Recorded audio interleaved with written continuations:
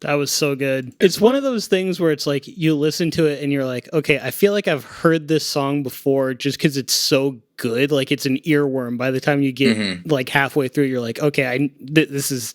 I feel like I've known this song forever now. Yeah, just make it like, easy to follow melodies, but we talk about it a lot. Like we make jokes when we're in the studio talking about like writing lyrics, and sometimes you don't need the $5 word or the $10 word. You need the bargain bin word that's super easy to understand, and everyone will hear it once and be like, I know what this line is now. Not saying they were pulling from the bargain bin on those vocals, but no, it's definitely like, yeah, you can throw like hard to follow words, but when I write lyrics, I try to, it's like, look, I'm gonna convey a message, make it unique, but in the simplest form that you can, just so people can understand what you're saying, what you're doing, and you want by the last chorus they're singing along and they know the chorus, even if it's the first time they heard it. Yeah. So I think that is definitely like the staple of like great songwriting is like you hear the chorus once and then by the end you can sing along. And they I just to throw a little teaser out there, Mr. Chad,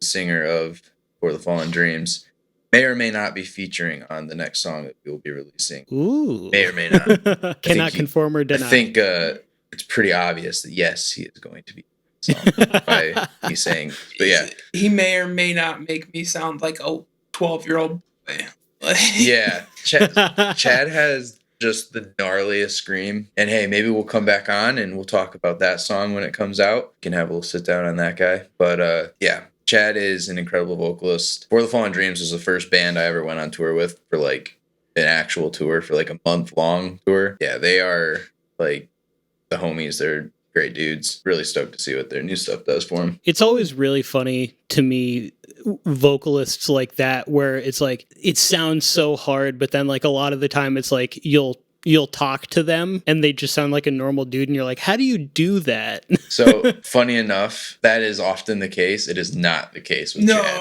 If you hear Chad do vocals and then go to talk to him, you're like, okay, yeah, this makes sense. This makes sense. You go talk to him, you're like, this dude is a biker, used to be, guess maybe still does, but his voice talking fits his screaming.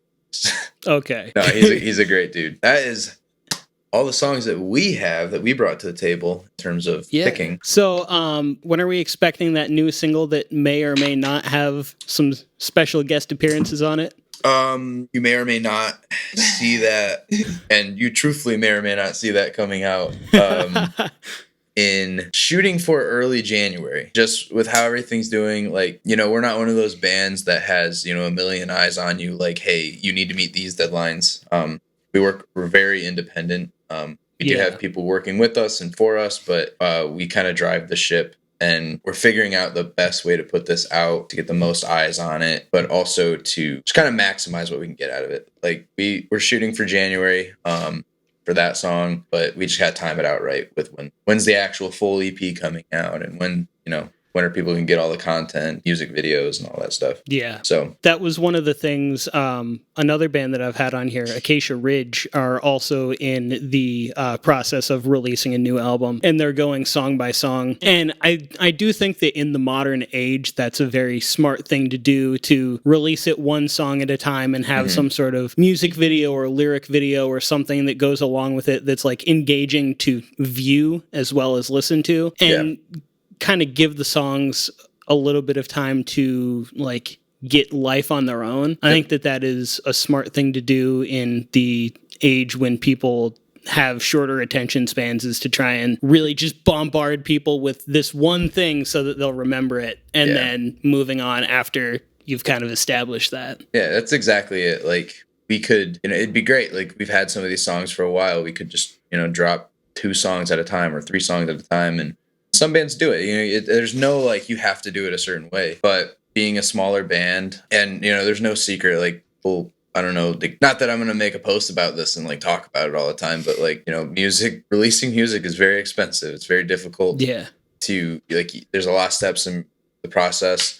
It's hard enough just getting the producer, getting the studio locked on, paying for that. Boom, it's done. Okay, what are we just gonna make a post and post it up? Like, good, but if you want to do music videos, I'd love to do music video for every single release, but again, deadlines, expensive. Like the way we're doing it right now is, we're putting everything out one song at a time. Release day will actually, there's the plan to have 2 songs coming out on the release day, and then we're gonna, then release content after the fact for them. And the main reason I'm talking about it is like you got bands who just don't know like, oh, what's the best way to do this, and every single band's gonna tell you what they think is the best way, and ultimately this is just the way that we're gonna do it. We're gonna try it. Whatever fits right for you. Yeah. There's no one size fits all. Yep. At all. Yeah. And if you're a smaller band, don't be afraid to put something out and then, okay, the song has been out for a little bit, move on. All right, let's double back and then release some music videos, make them interesting, like more content to them. Like it's kind of like double dipping and stuff, because ultimately, if I post up a music video for a song that's been out for a year, but you post the video like the right way, you get the ads behind it and you push the audience, people are still hearing it for the first time. Yeah. So you almost get like 2 separate releases almost. And that's 2 separate opportunities to capture an audience. And really like maybe, someone who like at the same time that we're putting out music videos for like the songs that had just came out, we're always working on new music. So if there is somebody who is, a diehard fan that's like seeing everything we release like at release day, don't worry, we're not just, focusing on old music. We still have a lot of new stuff in the works. And yeah. For every song that we do, I would say we probably have 5 to 6 demos. So there's a lot of material gets written, but not a lot comes gets out left right on the away. chopping room floor. Yep. So we've got a lot of stuff. There's definitely a lot of new music coming this next year for us. So stoked on All that. right. Well, I think that this has been a good episode, guys. Thanks for coming on. Yeah. Are we throwing up the new song?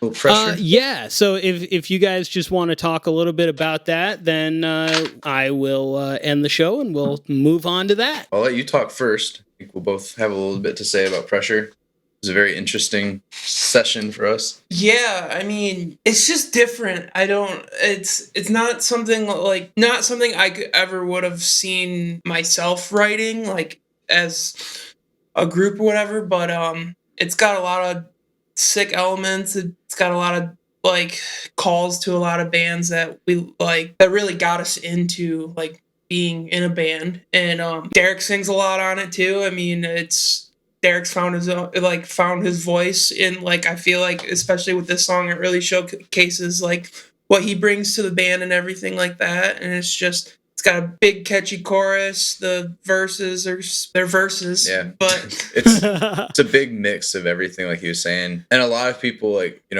we get some jokes from some of our close friends and other bands. At the start of the song, you might look and be like, oh, so you like Linkin Park, right? And it's like it's always a joke because, I mean, really, like, we're heavily inspired by bands like Linkin Park and Breaking Benjamin and that kind of stuff. And we're going to showcase it in our music, too. It's a little bit nod to what they did for us. And it was a weird song to start because, like, the demo that we took for it was very far from what ended up being. But that's always the case with how we work. Our producer Josh just kind of like he heard the energy and just kind of ran with it. I know the chorus, the very like kind of electronic choppy vocals, that's something that I've always been a fan of, and it's always been hard to like do it in a tasteful way. For this song, it just kind of felt natural. It wasn't like, oh, we don't know what to do here, let's just do this. Like, no, it was very much like, let's kind of cater this to that. I don't think, is there any screaming in this song? I don't. There is. I don't know.